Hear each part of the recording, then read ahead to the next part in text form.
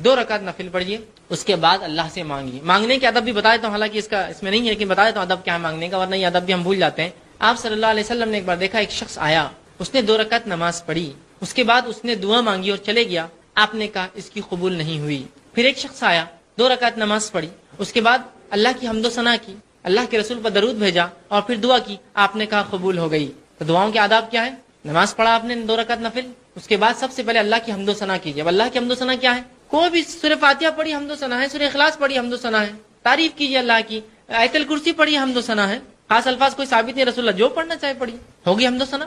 رسول پر درود کیا ہے؟ اللہم صلی علی محمد، درود ابراہیم پڑھ لیجیے۔ پھر کہیے اپنی دعا، اے اللہ میرا فلاں مسئلہ فلاں مسئلہ فلاں مسئلہ فلاں مسئلہ فلاں مسئلہ فلاں مسئلہ، ایسی دعا کیجیے۔ اور اس میں بھی یہ دعا کیا کیجیے ہمیشہ، ورنہ ایسا نہ ہو کہ ہم اپنے بد دعائیں اپنے لیے مانگے دعا سمجھ کر، اے اللہ میرے لیے خیر اور بہتر ہو، اس دین کے لیے، میرے معاش کے لیے اور میری آخرت کے لیے تو قبول کر۔ اس میں بھی اگر آپ جلد بازی کرنی ہے اللہ یہ ہونا چاہیے، تو کبھی کبھار دعا کی شکل میں بد دعا مانگتے ہیں اپنے لیے ہم، تو ہم سمجھ رہے ہیں یہ بہتر ہے، کل کو پتا چلا نقصان دہ تھی۔ ایسی دعا کیجیے، اللہ اگر میرے دین کے لیے، معاش کے لیے، آخرت کے لیے عافیت ہو، اچھا ہو تو نزدیک کر، مجھے اس سے نزدیک کر، یا اگر میرے دین اور معاش اور آخرت کے لیے برا ہو تو اس سے مجھے، ایسی دعا کیجیے۔ ورنہ کبھی کبھار ہم دعائیں تو مانگتے اللہ کو، لیکن درخت تو بد دعائیں رہتی اپنے لیے، ہم کو تو نہیں معلوم یہ اچھا ہے برا ہے، بس مانگ رہے یہی چھونا، جب دے دیتا ہے تو پھر بولتے ہیں یار میرے ساتھ ایسا کیوں ہوا۔ تو آپ نے ضد ایسی کی، آپ بہتر انداز سے اللہ سے مانگتے، تو اس کے ادب کیا ہے؟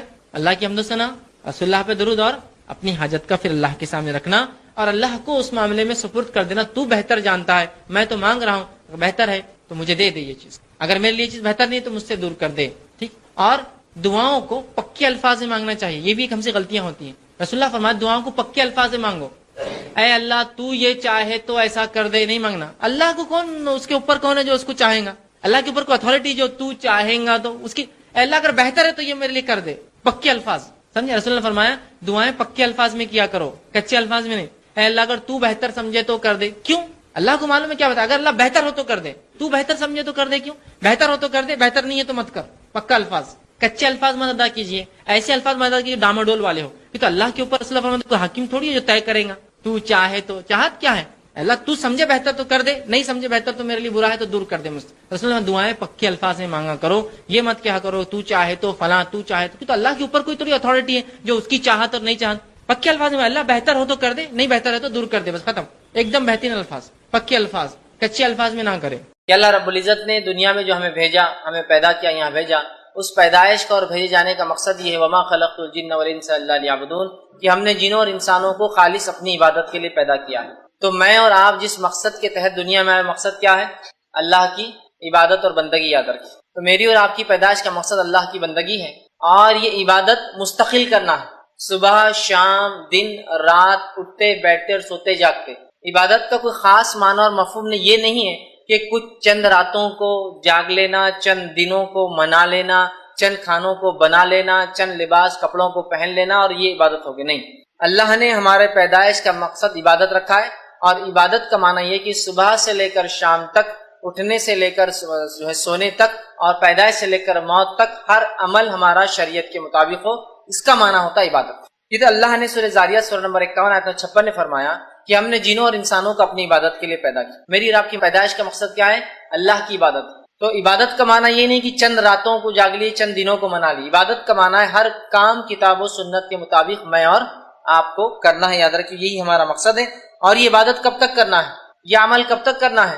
تو آئیے اللہ رب العزت کیا فرماتا ہے اس کے تعلق سے۔ سورہ ہجر سورہ نمبر جو ہے 15 اور اس کی آیت نمبر جو ہے 98 اور 99 میں اللہ دیکھیے کیا فرماتا ہے کہ عبادت کب تک چلیں گے۔ اللہ نے فرمایا فَسَبِّحْ بِحَمْدِ رَبِّكَ وَكُن مِّنَ السَّاجِدِينَ، کہ اے نبی آپ جو ہے اللہ کی حمد و ثنا کیجیے، بڑائی بیان کیجیے، تسبیح بیان کیجیے، اور آپ سجدہ کرنے والوں میں سے ہو، آپ سجدہ کریں۔ آگے فرمایا وَاعْبُدْ رَبَّكَ حَتَّى يَأْتِيَكَ الْيَقِينُ، اور آپ اپنے رب کی عبادت کرتے رہیے، ٹھیک ہے، اپنے رب کی عبادت کرتے رہیے، کب تک؟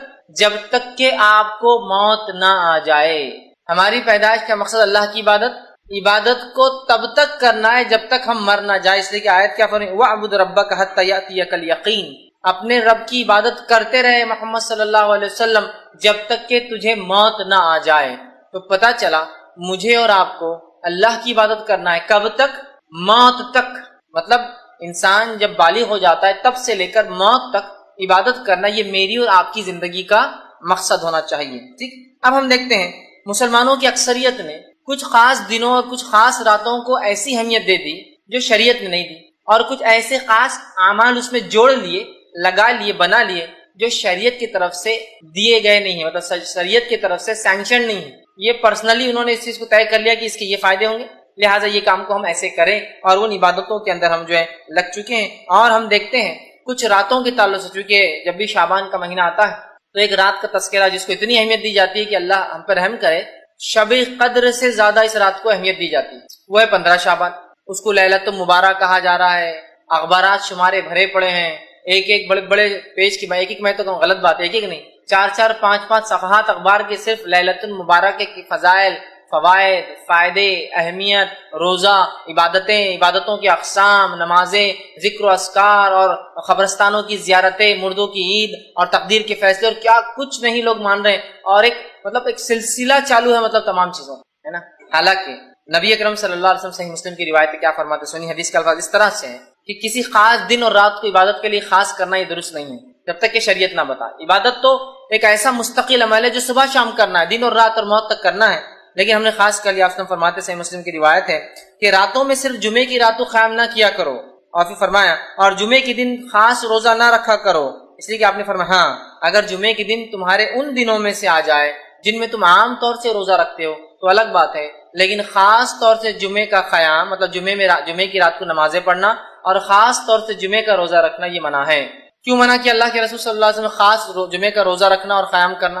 اس لیے کہ دنوں کا سردار کون ہے؟ جمعہ۔ دنوں میں سب سے افضل دن کون ہے؟ جمعہ، اس لیے کہ اللہ نے جمعے کو چن لیا، ٹھیک ہے۔ تو جو سب سے افضل دن ہے اور جو سب سے افضل رات، ظاہر سی بات ہے پھر کون سی ہوں گی ہفتے کے اندر؟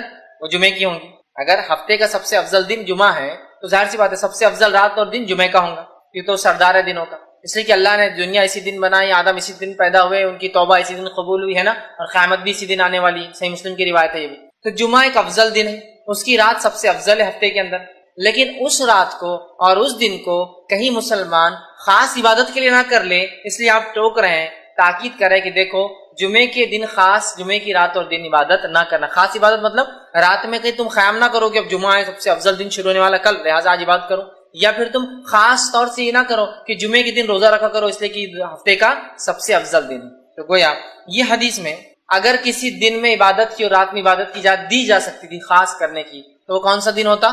جمعے کا ہوتا۔ تو اللہ کے رسول تو جڑی کاٹ دی خاص عبادت کی کہ کسی خاص دن اور رات کرنا، کہا جمعے کو عبادت نہ کرو خاص۔ ہاں یہ الگ بات ہے کہ تم روزے رکھتے ہو، عام روزے یا ایام 20 جو چاند کی بیچ کی تاریخ 12، 13 اور 14 کا روزہ ہوتا ہے، اور ان روزوں کے بیچ میں جمعہ بھی آ جائے، سمجھ رہے آپ، تو پھر تو آپ جمعہ کا رکھ سکتے ہیں، لیکن خاص طور سے کسی رات کی عبادت اور کسی دن کے روزے سے آپ نے روکا۔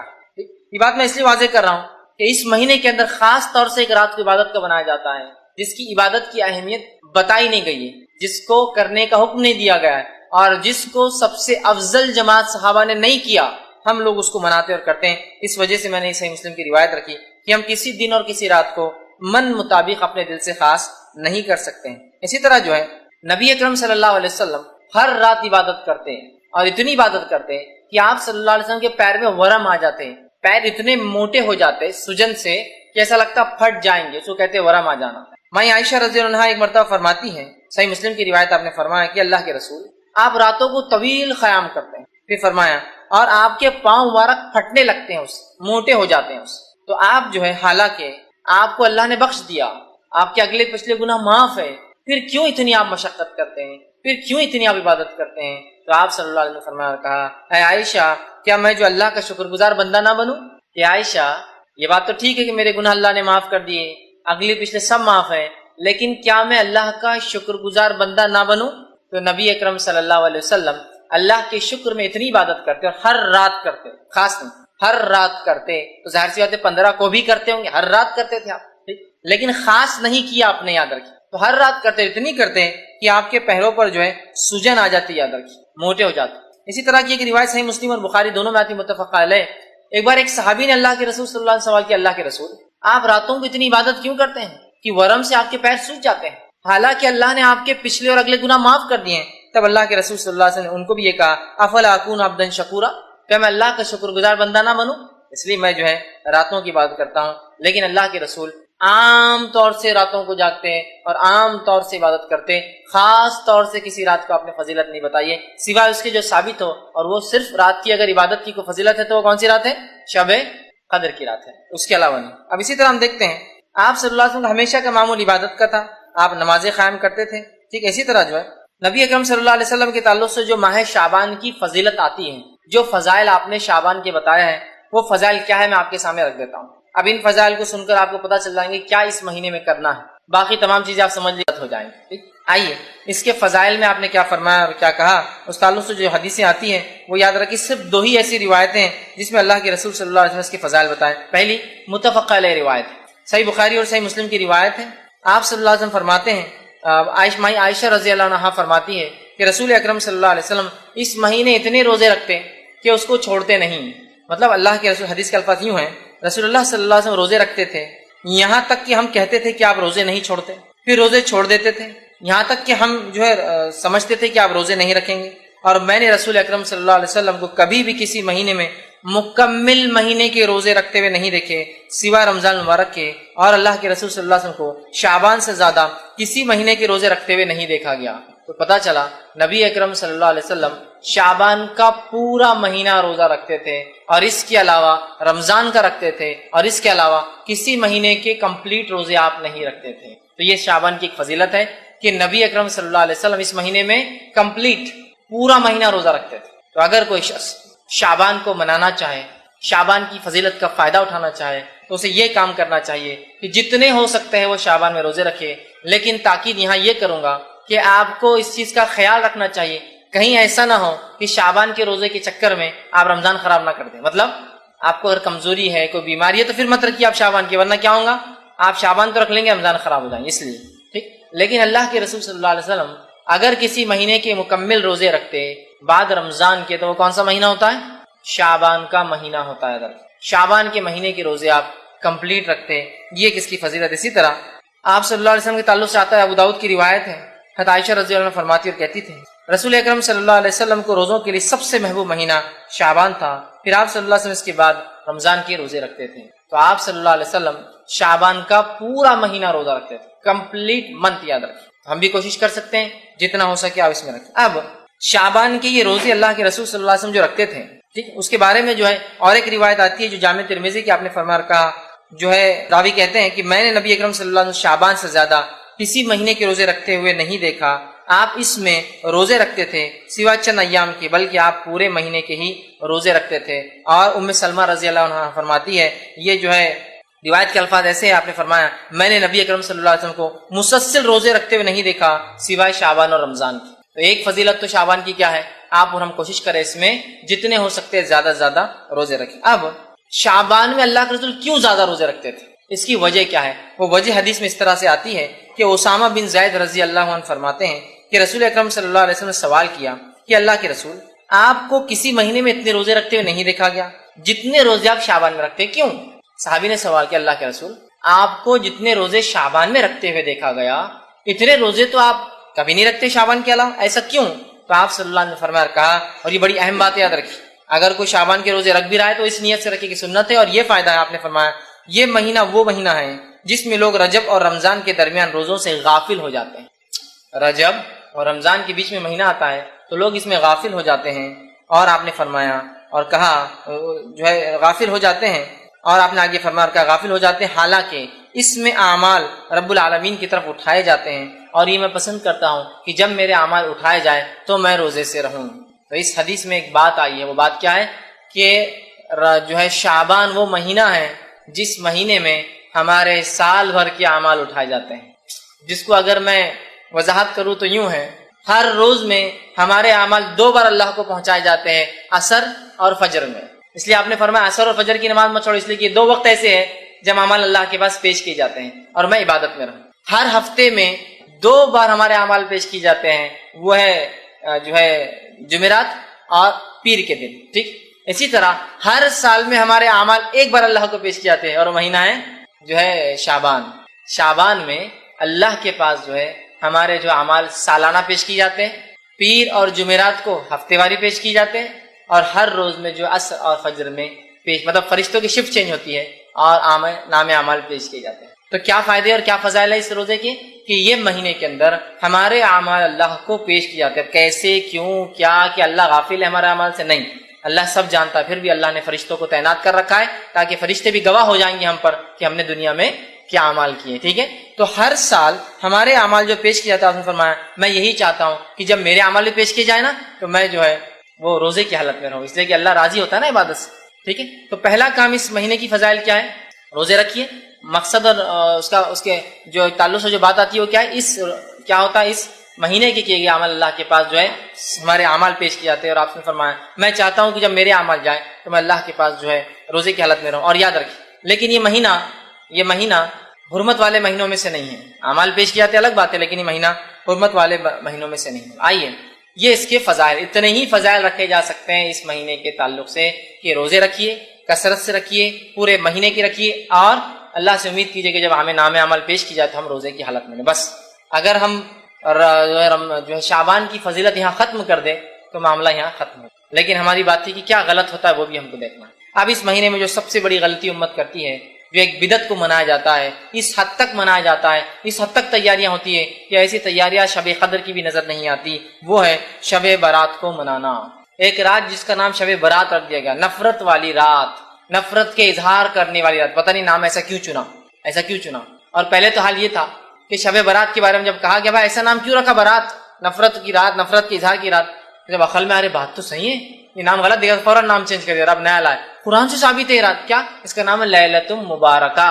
ایک زمانے تک تو براتی تھا، آج بھی برات ہے، لیکن اب لوگ جب دلائل مانگ رہے ہیں تو دلیل نہیں لالی، بولے یہ رات کیا ہے؟ لیلۃ مبارکہ ہے. اور اس کو پھر سورہ دخان کی آیت نمبر 3 سے ثابت کیا جاتا ہے، سورہ نمبر 44 آیت نمبر 3 سے، کہ جو ہے انا انزلناہ فی لیلۃ مبارکہ انا کنا منذرین. ہم نے اس قرآن کو مطلب ایک لیلۃ مبارک رات میں اتارا، اور ہم اس رات بڑے بڑے فیصلے کرتے ہیں. یہ بات لا کر فٹ کر دی گئی. آئیے اب شب برات کے بارے میں کیا صحیح اور کیا غلط وہ میں آپ کے سامنے رکھنے کی کوشش کرتا ہوں. سب سے پہلے انشاءاللہ عزیز ہم دیکھیں گے کہ شب برات کے اندر کیا چیز ہے جو صحیح ہوتی ہے، جو صحیح ہے اس کے بارے میں، اور باقی سب غلط پہ دیکھیں گے. 15 شعبان، چونکہ شب برات 15 شعبان کا تھی اس لیے میں نے شب برات کا لفظ استعمال کیا. ویسے 15 شعبان کی کیا فضیلت آتی ہے وہ میں آپ کے سامنے رکھ دیتا ہوں. تو یہ فضیلت ماہ جو ہے شعبان کی بھی فضیلت میں شامل ہو جائیں گی. یہ فضیلت بھی شعبان کی فضیلت میں آپ شامل کر لیجئے. اس کی جو فضیلت حدیث میں آتی ہے کیا ہے؟ 2 روایتیں اس تعلق سے صحیح آتی ہے اس رات کے تعلق سے، جس کو ہم عام زبان میں برات کہتے ہیں، لیکن یہ 15 شعبان ہے. اس کا برات نام یا لیلۃ مبارکہ رسول اکرم صلی اللہ علیہ وسلم سے ثابت نہیں ہے. تو 15 شعبان کی کیا فضیلت آتی ہے حدیث میں رکھتا ہوں آپ کے سامنے. صحیح سند سے روایت ثابت، آپ نے فرمایا اور کہا اللہ تعالیٰ شعبان کی 15ویں رات کو اپنی مخلوق کی طرف نظر رحمت سے دیکھتا ہے. اللہ 15 شعبان کو اپنی مخلوق کی طرف نظر رحمت سے دیکھتا ہے، رحم کی نظر سے دیکھتا ہے. اور پھر آگے فرمایا اور کہا دیکھتا ہے پھر مشرک اور کینہ پرور انسان کو چھوڑ کر باقی تمام مخلوق کو بخش دیتا ہے.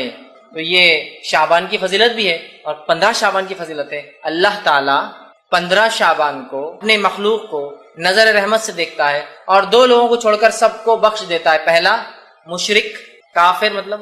دوسرا کینہ پرور، جس کے دل میں دوسروں کے بارے میں بغض ہے، برائی ہے، حسد رکھتا ہے، جلن رکھتا ہے. یہ 2 لوگوں کی معافی نہیں ہوتی. صحیح روایت ہے. دوسری حدیث اس طرح سے آتی ہے، اور جو ہے وہ حدیث اس طرح سے ہے کہ علامہ ناصر اللہ البانی نے اس کو جامع صحیح الجامع کے اندر روایت کیا کہ حدیث کے الفاظ اس طرح: بے شک اللہ تعالیٰ شعبان کی 15ویں رات کو اپنے بندوں پر رحمت سے نظر ڈالتا ہے، پھر مومنوں کو معاف کر دیتا ہے، کافروں کو ڈھیل دیتا ہے اور کینہ پرور لوگوں کو چھوڑ دیتا ہے، یہاں تک کہ اپنے دلوں سے کینے کو نکال دے.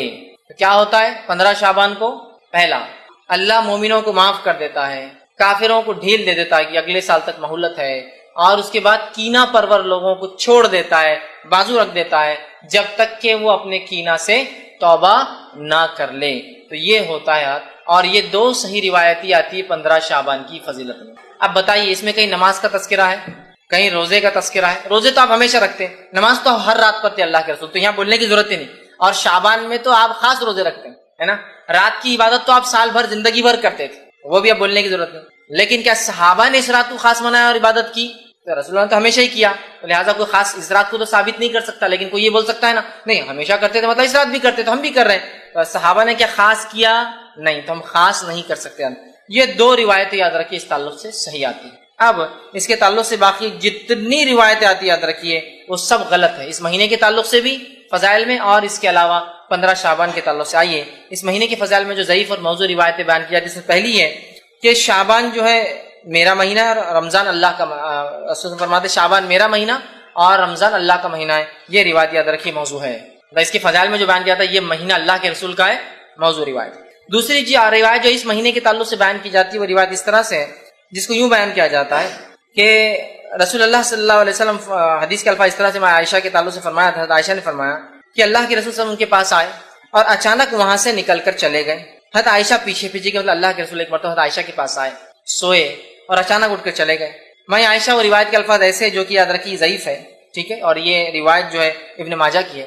اللہ کے رسول رات اٹھے اور چلے گئے، میں عائشہ خاموش خاموش ان کے پیچھے دوڑتی دوڑتی گئی اور دیکھتی ہے کہ آپ بقیع میں گئے۔ بقیع میں جانے کے بعد آپ نے جو ہے ان کے لیے دعا کی اور جو ہے دعا کرنے کے بعد گھر واپس آئے۔ میں عائشہ رضی اللہ عنہا جو پیچھے پیچھے گئی تھی، اللہ کے رسول نے دیکھ لیا، آ کر پوچھا کہ عائشہ تمہیں ایسا اندیشہ تھا کہ اللہ اور اس کا رسول تم پر ظلم کریں گے، مطلب ایسی کوئی بات ہے جو تم کو نہیں بتائیں گے اور خاموشی سے عبادت کر لیں گے؟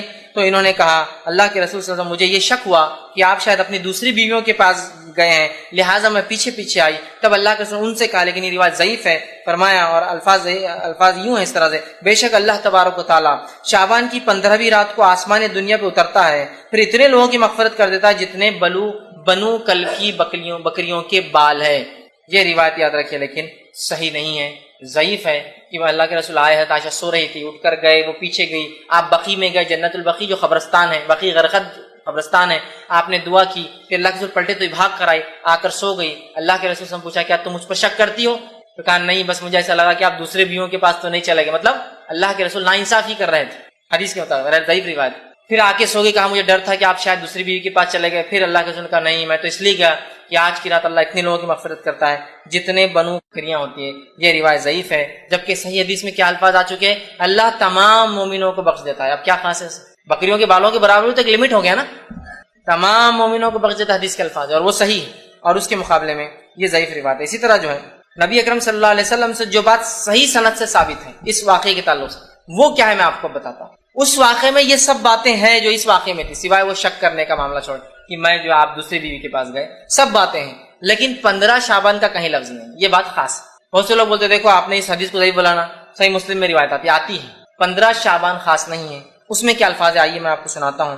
میں عائشہ رضی اللہ عنہا جو ہے کہ حجرے میں اللہ کے رسول سو رہے تھے، حضرت عائشہ کا بیان ہے کہ نبی صلی اللہ علیہ وسلم ایک رات اٹھے، میرے پاس تھے اور جو ہے آپ جو چادر اوڑے ہوئے تھے وہ بازو رکھی اور جوتوں کو اتارا اور انہیں اپنے ساتھ، مطلب آپ آئے، جوتے اتارے، چادر جو حضرت عائشہ اوڑی ہوئی تھی اس کو آگے بچھایا اور اس کے اوپر لیٹ گئے، میرے سر کے پاس آپ کا سر تھا۔ اس کے بعد وہ کہتی ہے ابھی کچھ دیر گزری تھی کہ آپ صلی اللہ علیہ وسلم نے یہ سمجھا کہ میں سو گئی ہوں، آپ آہستہ سے اٹھے، اٹھ کر چادر اٹھا کر اتاری، جوتا پہنا اور دروازہ کھول کر باہر نکلے، پھر دروازہ آہستہ سے بند کر دیا۔ میں اٹھی اور اپنے جو ہے سر میں چادر کو میں نے سر پر اوڑا اور دوپٹہ اوڑا اور اپنی چادر لپیٹ کے میں بھی ان کے پیچھے جو ہے نکل پڑی، پیچھے پیچھے چل پڑی۔ آپ صلی اللہ علیہ وسلم بقیع پہنچے، بقیع میں کافی دیر تک کھڑے رہے، وہاں اپنے 2 سے 3 مرتبہ ہاتھوں کو آسمان کی طرف بلند کیا، وہاں آپ کچھ دعائیں کر رہے تھے۔ اس کے بعد اللہ کے رسول دعا کر کے پلٹے، پھر میں بھی پلٹی، اللہ کے رسول تھوڑا تیز چلے تو میں بھی تیز بھاگی کہ جلدی پہنچوں، آپ ہلو ہوتے تو میں بھی ہلو ہوتی اور میں گھر میں آئی اور آ کر جلدی سے بستر پر سو گئی۔ چونکہ اللہ کے رسول کافی تیز چل رہے تھے، میں بھی تیز آئی تو میری سانس پھول رہی تھی، سینہ اوپر نیچے ہو رہا تھا۔ پھر وہ کہتی ہے آپ صلی اللہ علیہ وسلم میری طرف دیکھا، فرمایا عائشہ تمہیں کیا ہوا ہے، تمہاری سانس کیوں پھول رہی ہے؟ تو فرمایا میں نے کہا کچھ نہیں، کوئی بات نہیں، ویسی سانس پھول رہی میری۔ پھر اللہ نے فرمایا یا تو تم خبر دو یا مجھے بتا دو یا مجھے اللہ تبارک و تعالیٰ جو باریک بین ہے وہ اوپر سے وہی بھیج دیں گا تم کیا کر رہی تھی، مطلب یا تو تم بول دو کیا ہوا یا تو اللہ ہمیں کو بتا دیں گا وہی کے ذریعے۔ تب آپ نے فرمایا اور کہا، میں نے کہا میری ماں باپ آپ پر قربان، پھر میں آپ کو سب بتا دیتی ہوں، ضرورت نہیں آپ کو کسی سے جبرائیل علیہ السلام سے پوچھنے کی، میں پھر آپ کو بتا دیتی ہوں کیا ہوا۔ اور فرمایا آپ سے انہوں نے کہا کہ آپ نے فرمایا اچھا تو وہ تمہارا سایہ تھا جو میرے آگے چل رہا تھا؟ ویسے نے فرمایا کہ آپ جب تیز چل رہے تھے تو ایک سایہ تھا جو آگے چل رہا تھا، لیکن آپ کو نہیں پتا کون تھا وہ۔ تو کہا اچھا تو کیا وہ تمہارا، مطلب آپ پورا بھاگ گئے اب کیا ہوا، وہ سانس جو چل رہی تھی چلنے کی وجہ سے، اچھا تو کیا وہ تمہارا سایہ تھا جو میرے آگے چل رہا تھا؟ تمہاری عائشہ نے کہا جی ہاں وہ میرا سایہ تھا جو آپ کے آگے چل رہا تھا۔ پھر آپ نے فرمایا اور میرے سینے پر اپنی ہتھیلی سے اس طرح سے مارا کہ مجھے تھوڑی سی تکلیف ہوئی. مارا اب تھوڑی تکلیف کی مطلب تم باہر نکلی تھی اور اس طرح سے مجھے سینے پر مارا جس کی تکلیف مجھے تھوڑی سی محسوس ہوئی. اس کے بعد آپ صلی اللہ علیہ وسلم نے فرمایا اور کہا تمہارا خیال کیا تھا کہ اللہ اور اس کے رسول تم پر ظلم کریں گے؟ تمہارا کیا خیال تھا کہ میں اور اللہ اور اس کے رسول تم پر ظلم کریں گے؟ میں نے دل میں کہا لوگ چاہتے ہیں چاہے چھپائیں، اللہ تعالیٰ تو جان لینے والا ہے. ہاں واقعتاً اللہ تعالیٰ سب کچھ جانتا ہے. مطلب حضرت عائشہ دل میں سوچنے لگی کہ چھپا کیا فائدہ کیا، اللہ تو جانتا ہے. ان کے دل میں ایک وہ تھا کہ کہاں جا رہے ہیں، ایک تھوڑا سا وہ تھا. پھر آپ نے فرمایا اور کہا، حدیث کے الفاظ صحیح مسلم کی روایت ہے جو پڑھ رہا ہوں یہ صحیح ہے. آپ نے فرمایا اور کہا جب تم نے دیکھا تو اس وقت میرے پاس جبرائیل علیہ السلام آئے. اب سنو کیا ہوا تھا. جب تم نے مجھے دیکھا میں اٹھ کر جا رہا ہوں تو جبرائیل میرے پاس آئے تھے اور انہوں نے تم سے چھپتے ہوئے مجھے آہستہ سے آواز دی، تو میں نے بھی تم سے چھپاتے ہوئے ان کو آہستہ سے جواب دیا. لیکن جبرائیل ہمارے کمرے میں داخل نہیں ہو سکتے تھے اس لیے کہ تم نے پورے کپڑے پہنے ہوئے نہیں تھے، لہٰذا وہ باہر رکے ہوئے تھے اور وہ مجھے آہستہ سے کلام کر رہے تھے. میں آہستہ سے جواب دے رہا تھا اور جو ہے انہوں نے مجھے جگایا اور مجھے جو ہے خوف تھا کیونکہ مجھے ایسا لگا تم سو رہی ہو تو مجھے خوف تھا کہیں تم نیند سے اٹھ نہ جاؤ، اس لیے میں نے تمہیں نہیں جگایا اور خاموشی سے چلا گیا. اور میں نے خاموشی سے اس لیے گیا کہ تم اکیلے رہنے سے ڈرتی ہو مجھے پتا ہے رات میں، لہٰذا میں نے چپکے سے دروازہ بند کیا کہیں تم اٹھ نہ جاؤ. مطلب اللہ کے رسول سمجھ جاتا ہے کہ وہ سو رہی ہیں لیکن وہ سو نہیں رہتی. حدیث سے بھی پتا چل اللہ کے رسول صلی اللہ علیہ وسلم غائب کا علم نہیں تھا، ورنہ آپ کو پتا چل جاتا تھا کہ عائشہ سو رہی ہے نہیں سو رہی ہے، پیچھے کون تھا آگے کون تھا. بہرحال تو مجھے لگا اور تم ڈرتی ہو اس لیے میں نے سوچا کہ تم خوف میں مبتلا نہ ہو جاؤ، خاموشی چلا گیا. جبرائیل علیہ السلام نے مجھ سے کہا کہ آپ کے رب نے حکم دیا ہے کہ آپ اہل بقیع کے پاس جائیں اور وہاں جا کے ان کے لیے مغفرت کی دعا کرے. میں عائشہ رضی اللہ عنہا انہوں نے کہا اور فرمایا میں نے اس کے لیے کیسے دعا کروں؟ حضرت عائشہ نے کہا کیا میں ان کے لیے کیسے دعا کروں؟ آپ نے تو دعا کر لی. پھر اللہ کے رسول صلی اللہ علیہ وسلم نے فرمایا اور کہا ان کے لیے تم دعا کیا کرو اور ایک دعا جو ہے سکھائی. یہ صحیح مسلم کی روایت ہے. اس حدیث میں جو صحیح ہے نہ کوئی تذکرہ ہے کہ وہ جو ہے مہینہ کون سا تھا اور نہ ہی تذکرہ ہے کہ 15 شعبان کی فضیلت میں آپ نے یہ بیان کیا. یہ صحیح روایت. پہلے جو روایت تھی ترمذی اور ابن ماجہ کی وہ ضعیف روایت تھی جس میں 15 شعبان کا تذکرہ ہے، جبکہ صحیح روایت صحیح مسلم کی ہے جس کے اندر کوئی شعبان کا تذکرہ اور کوئی 15 شعبان کا تذکرہ نہیں ہے. یاد رکھ لیجیے ٹھیک ہے. یہ کوئی رات تھی. اس کے تعلق سے شرح میں محدثین لکھتے ہیں یہ رات جس رات اللہ کے رسول بقیع گئے تھے اور یہ واقعہ ہوا یہ آپ کی وفات سے 5 دن پہلے کا واقعہ ہے. یہ جو ہے 7 ربیع الاول کا واقعہ ہے.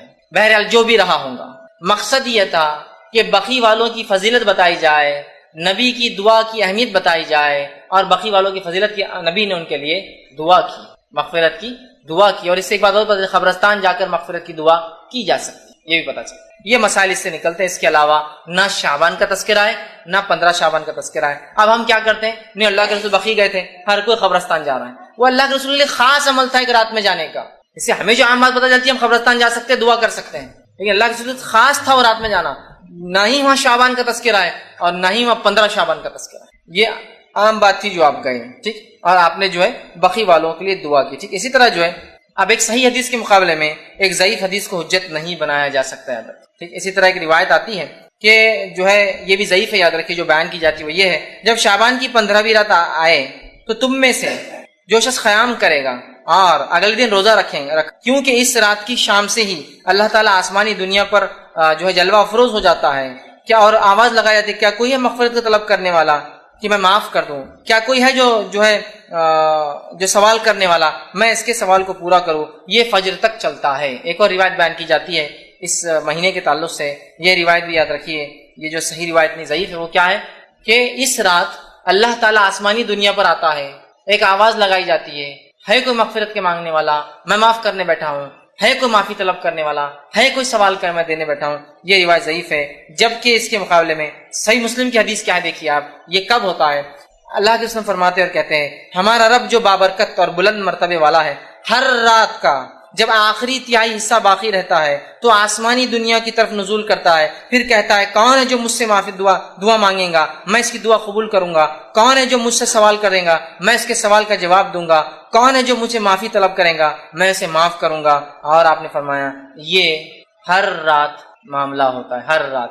تو 15 شعبان خاص نہیں ہے، وہ ضعیف روایت ہے اور یہ صحیح روایت ہے. سمجھ میں آ گئی بات؟ 15 شعبان خاص نہیں ہے. اللہ ہر رات روز ہر رات کی آخری پہر جس کو ہم کہتے ہیں جو سحر کا آخری وقت تہجد کا وقت آسمانی دنیا پہ آتا ہے، آواز لگاتا ہے اور ہر مانگنے والے کو دیا جاتا ہے جو وہ مانگتا ہے. یہ 15 شعبان اس کے لیے خاص نہیں ہے جس طرح سے ہم لوگوں نے کر دیا. ٹھیک. اب اسی طرح جو ہے اس رات کے تعلق سے ایک اور بات جو بیان کی جاتی ہے وہ یہ ہے، جو کہ حضرت علی سے روایت کی جاتی ہے، یہ بات بھی یاد رکھیے ضعیف ہے، اور اس کے الفاظ اس طرح سے ادا کیے جاتے ہیں وہ یہ ہے کہ جس میں یہ الفاظ ہے کہ شعبان کی 15ویں رات میں جو 14 رکعت نماز پڑھیں گا اور اس کے بعد کچھ صورتوں کی تلاوت کرے، پھر جو شخص اس طرح سے کرے جیسا کہ میں نے کہا ہے تو اسے 20 قبول حجوں کا اور 20 سال کے مقبول روزوں کا ثواب ملتا ہے۔ یہ روایت بھی ضعیف ہے جو بیان کی جاتی ہے کہ جو شخص 15 شعبان کو 14 رکعت نماز پڑھے، 14 رکعت نماز پڑھ کر مخصوص صورتیں بتائی جاتی وہ پڑھے، کسی میں آتا ہے 10 بار اخلاص پڑھے، 11 بار اخلاص پڑھے، سورہ اخلاص مطلب، تو اس کی مغفرت کی جاتی ہے، اسے 20 حجوں کا ثواب اور 20 سال کے روزوں کا ثواب ملتا ہے۔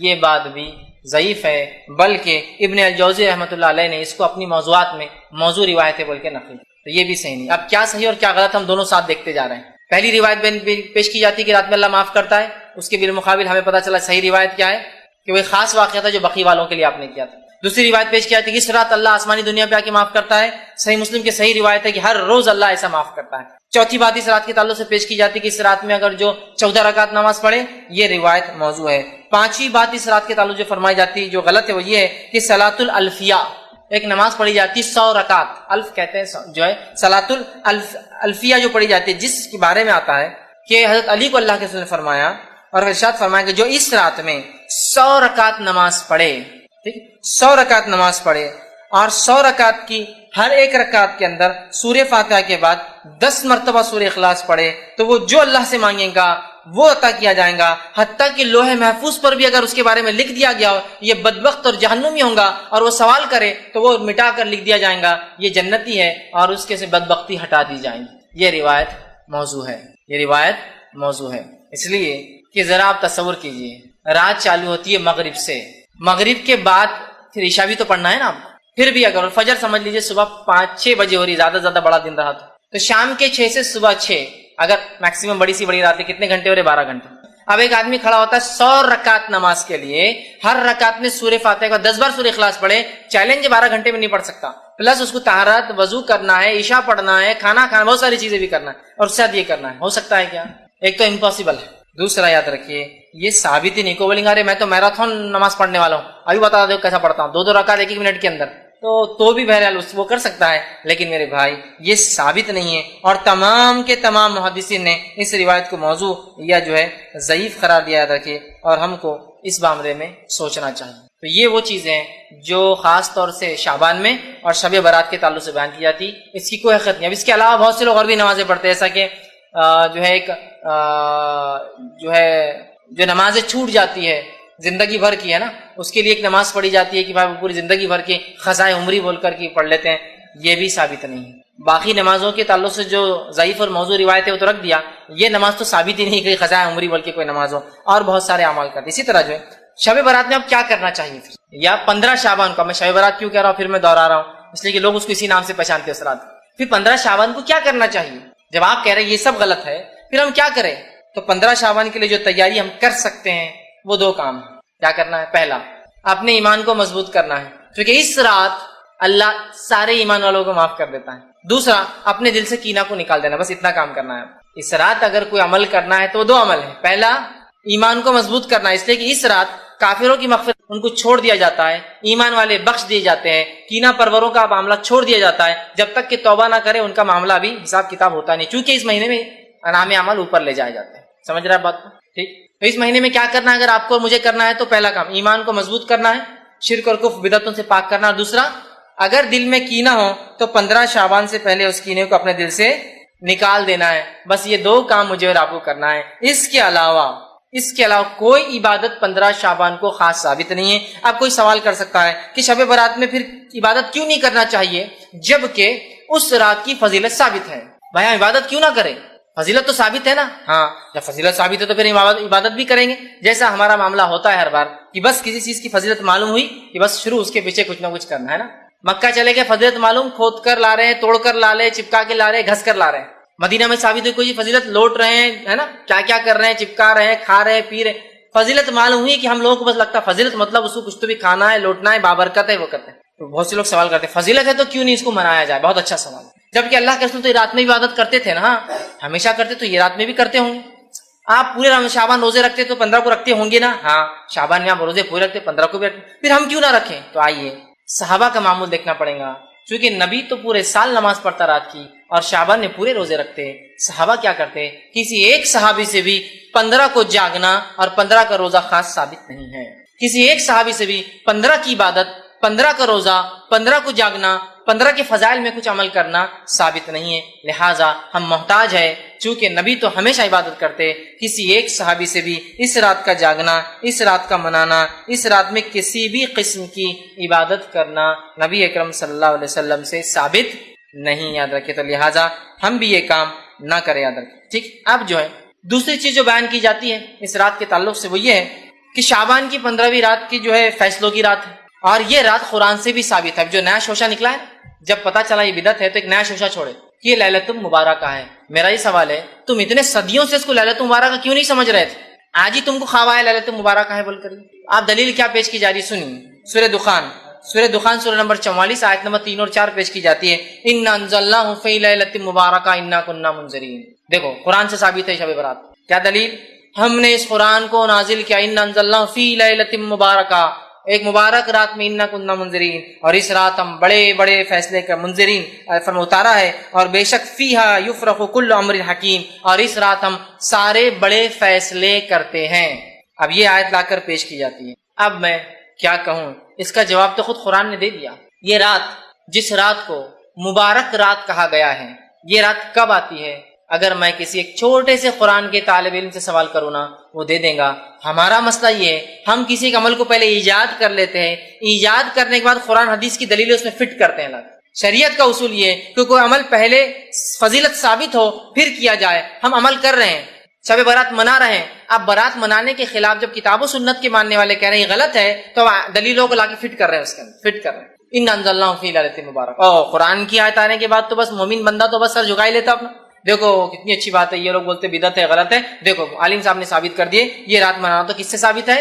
قرآن سے ثابت ہے۔ دیکھو قرآن کی آیت ہے اِنَّا أَنزَلْنَاهُ فِي، اور بڑا بڑا نیوز پیپرز میں آتا ہے اِنَّا أَنزَلْنَاهُ فِي لَيْلَةٍ مُبَارَكَةٍ إِنَّا كُنَّا مُنذِرِينَ۔ پڑھ رہے لوگ کہ آج رات کی کیا فضیلت ہے۔ میں اگر ایک چھوٹے سے طالب علم سے سوال کروں، یہ مبارک رات جس میں قرآن نازل ہوا، اس رات کا نام کیا ہے؟ کوئی بھی کہیں گا اس رات کا نام ہے شب قدر، اس لیے کہ اللہ نے سورہ قدر سورہ نمبر 97 آیت میں 1 میں فرمایا اِنَّا أَنزَلْنَاهُ فِي لَيْلَةِ الْقَدْرِ، ہم نے اس قرآن کو لیلۃ القدر میں نازل کیا۔ لیلۃ القدر کیسی ہوتی ہے؟ لیلۃ القدر بابرکت ہوتی ہے۔ اِنَّا أَنزَلْنَاهُ فِي لَيْلَةٍ مُبَارَكَةٍ۔ اور یہ لیلۃ القدر کب آتی ہے؟ سورہ بقرہ سورہ نمبر 2 آیت میں 185، شہر رمضان الذی انزل فیہ القرآن ھدی للناس بینات من الھدی والفرقان۔ رمضان وہ مہینہ تھا جس میں قرآن کا نزول ہوا انسانیت کی ہدایت کے لیے۔ تو رمضان وہ مہینہ تھا جس میں قدر آتی ہے، اور وہ رات کیسی ہے؟ با برکت رات ہے۔ اب جو کہے نہیں یہ شعبان کی 15 رات کو کہا گیا اِنَّا أَنزَلْنَاهُ فِي لَيْلَةٍ مُبَارَكَةٍ، میرا سوال ہے تو کیا قرآن اللہ کے رسول پہ 2 بار اترا؟ کہ پہلے 15 شعبان کو جو کہ آپ بھول کر یاد نہیں رکھے، پھر آپ کو رمضان میں قدر میں اترا جو کہ آپ کو یاد رہا؟ کیونکہ جو سیرت کا واقعہ ملتا ہے وہ یہی ہے کہ اللہ کے رسول صلی اللہ علیہ وسلم رمضان میں تھے، قدر کی رات تھی، جبریل آیا اور کہا اقرا پڑھ۔ اس کا مطلب 15 شعبان کا اللہ کے رسول نعوذ باللہ چھپا دیا ہم سے، 15 کا تو بولے ہی نہیں آپ نے، سیدھا بولے کہ مجھے رمضان میں قدر کی رات جبریل آئے اور جبریل نے آ کر جو ہے مجھ سے کہا اقرا، اور آپ نے کہا ما انا بقاری، مجھے تو پڑھنا لکھنا نہیں آتا ہے۔ پھر آواز نے کہا اقرا اور مجھے دبا دیا، میں نے پھر کہا ما انا بقاری، میں تو پڑھا لکھا نہیں ہوں۔ پھر اس نے کہا اقرا، تو میں سمجھ گیا وہ آواز مجھے چاہ رہی کہ دہراؤ، تو میں نے کہا اقرا بسم ربک الذی خلق، پڑھ اپنے رب کے نام سے اس نے پیدا کی۔ تو اگر کوئی یہ کہتا ہے کہ یہ فیصلوں کی رات ہے، یہ مبارک رات ہے، اس کے بارے میں قرآن کی دلیل ہے، تو یہ بہت بے بنیاد دلیل ہے۔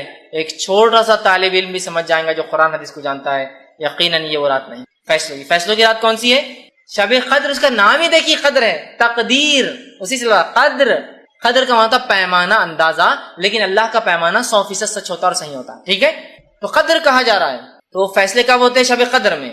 مبارک رات کون سی ہے؟ شب قدر، نام قدر ہے اور مہینہ کون سا ہے؟ رمضان ہے۔ تو لہٰذا جو لوگ اس آیت کو لا کر شب برات پہ یا 15 شعبان میں فٹ کرتے ہیں، وہ درخت قرآن کے ساتھ جو ہے کھلواڑ کر رہے ہیں، اس کا مذاق اڑا رہا ہے۔ یہ پھر 2 بار اترا، ایک بار مبارک تھا، دوسری بار قدر تھی، کیسی عجیب بات ہے، یہ سمجھنے کی ہمیں سخت ضرورت ہے۔ اس کے بعد جو ہے جو بات بیان کی جاتی ہے اس رات کے تعلق سے، وہ یہ ہے کہ اس میں جو اللہ فیصلے لیتا ہے تقدیر کے، اس کی تفصیلات میں نے دے دی۔ تقدیر کے فیصلے اور مبارک رات وہ یہ نہیں ہے جو بیان کی جا رہی ہے، بلکہ وہ شب قدر ہے۔ دوسری ایک اور بات بیان کی جاتی ہے کہ مردوں کی عید ہوتی ہے شب برات، 15 شعبان کو کیا ہوتا ہے؟ مردوں کی عید ہوتی ہے.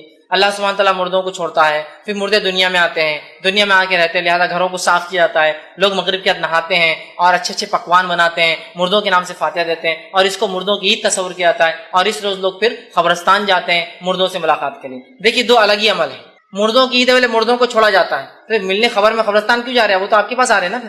پھر روح آزاد کی جاتی بولے ایک رات کے لیے، تو ٹھیک ہے نا، پھر تو آپ خبر پہ کیوں جا رہے ہیں؟ جب اگر میں کہوں کہ ایک آدمی جیل میں اسے آزاد کیا گیا ہے، چھٹی دی گئی، پرول پر چھوڑا گیا ہے، تو جیل میں جا کے کیوں مل رہے ہیں آپ پھر اس کو؟ اب تو نکل گیا نا، وہ تو گھر آ رہا ہوں آپ کے ملنے کے لیے. جب عقل سے کوئی کام ہوتا ہے نا شریعت کے خلاف، تو ایسی سر جو ہے نا جیسا وہ ایک لوہے کی دیوار پہ سر مارنے جیسا معاملہ ہو جاتا ہے.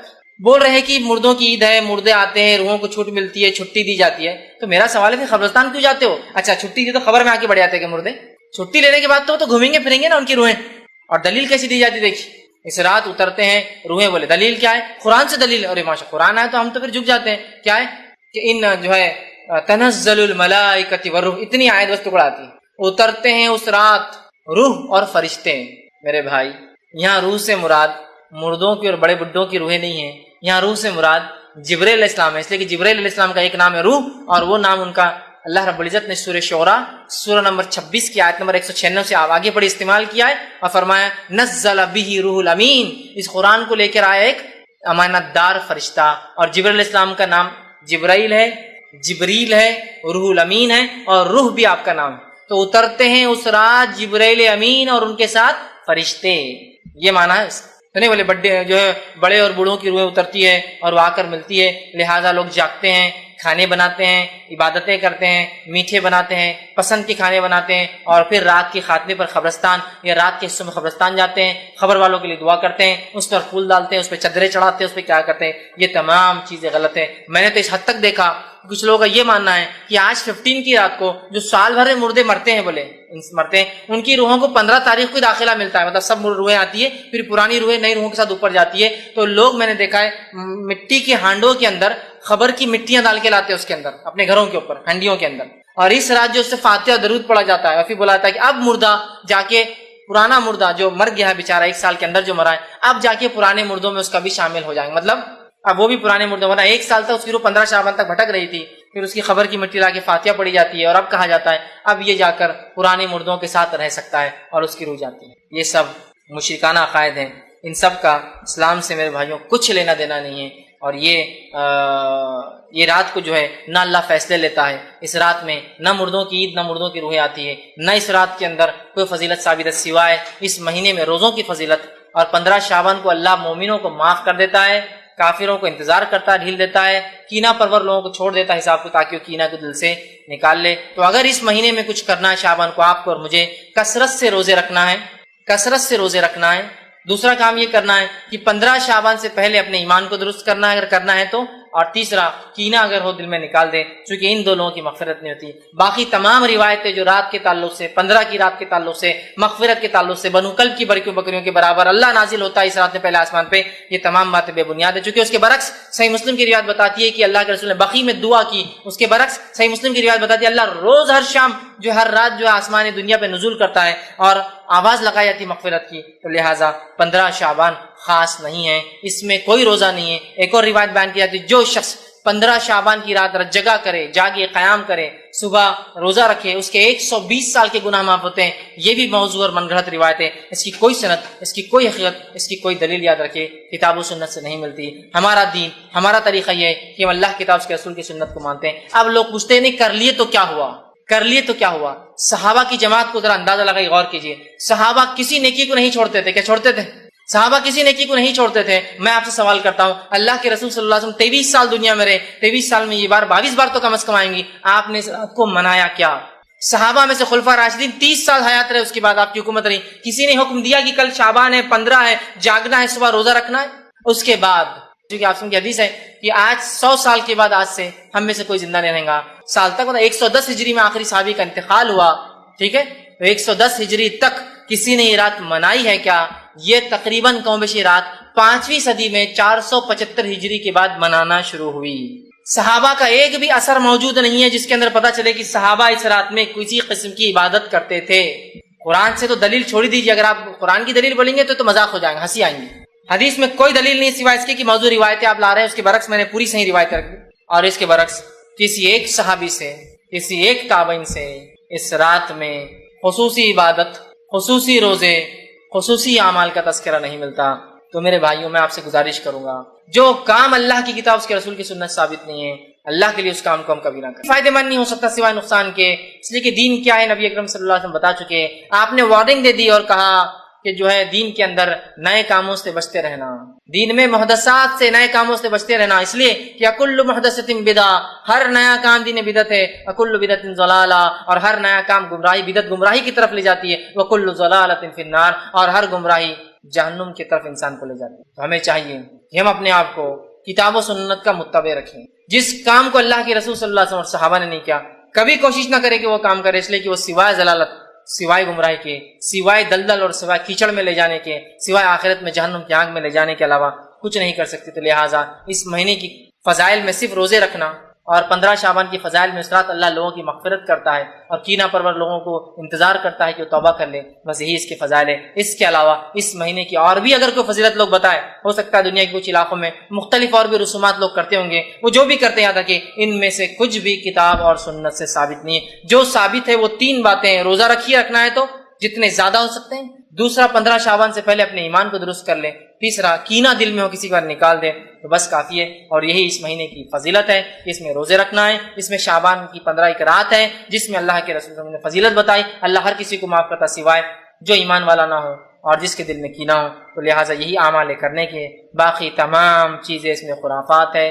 اور اگر ہم نبی اکرم صلی اللہ علیہ وسلم سچی محبت کا دعویٰ کرتے ہیں، ہم حقیقت میں یہ کہتے ہیں کہ ہم صحابہ کے متبع، صحابہ کے طریقے پہ چلتے ہیں، ہمیں چاہیے کہ جو کام انہوں نے کیا صرف وہ کرے، جس سے روکا اس سے رک جائے، اور ہرگز یہ نہ کریں کر لیے تو کیا ہوا، یہ سوال شیطان کی طرف سے، کر لیے تو کیا، اور پھر اس کے جب شیطان بہکاتا ہے اور ایسی گمراہیوں کی دلدل میں لے جاتا ہے کہ جہاں سے واپس لوٹنا ناممکن ہو جاتا ہے۔